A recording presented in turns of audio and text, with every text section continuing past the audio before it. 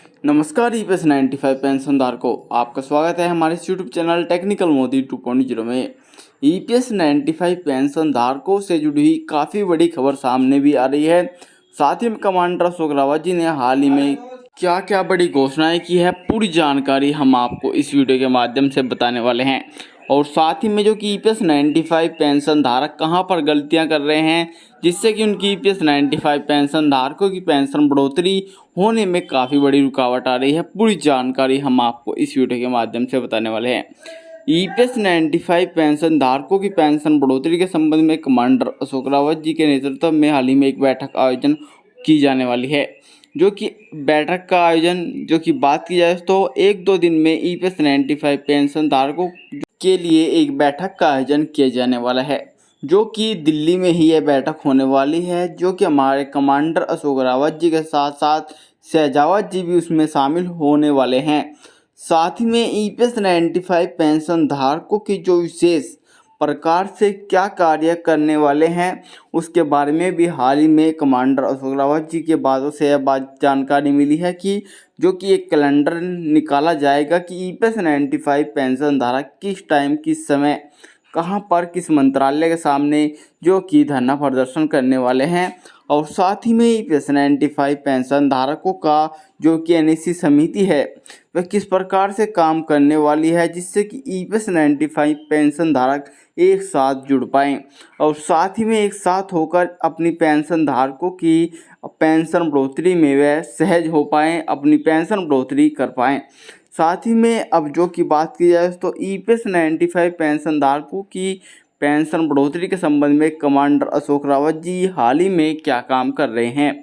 जैसे कि देखने को मिल रहा है कि ईपीएस 95 पेंशन धारकों की पेंशन बढ़ोतरी के संबंध में कमांडर अशोक रावत जी हाल ही में हेमा मालिनी जी से मिले थे।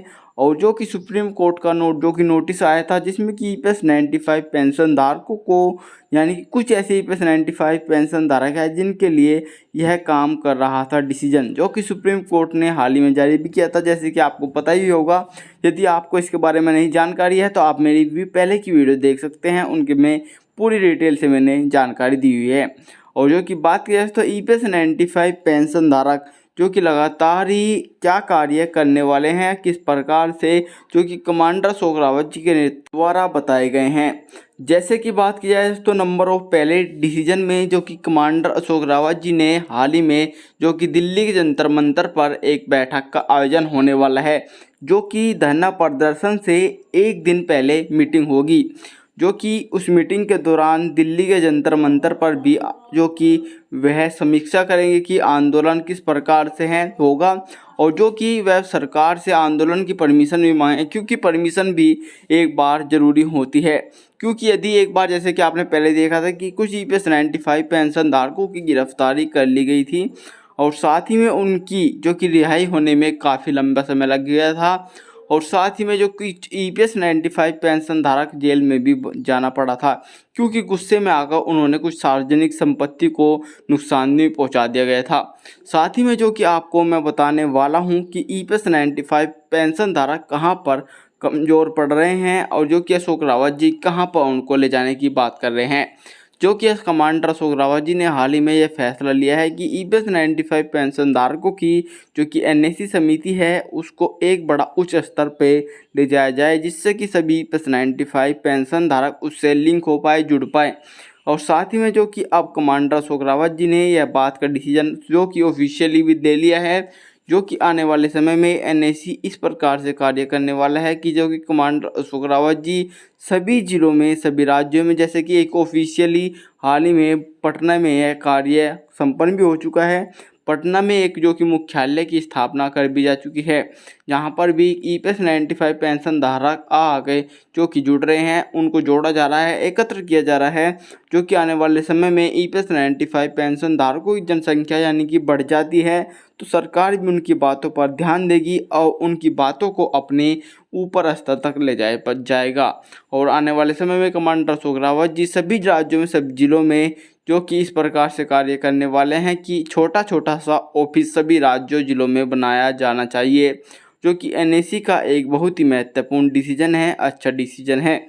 और जो कि कमांडर अशोक रावत जी इस कमी को दूर करने के लिए पूरा प्रयास कर रहे हैं और आपको भी आगे बढ़कर इसमें समर्थन देना होगा। यदि आपको ईपीएस 95 पेंशनधारकों की पेंशन बढ़ोतरी करानी है तो।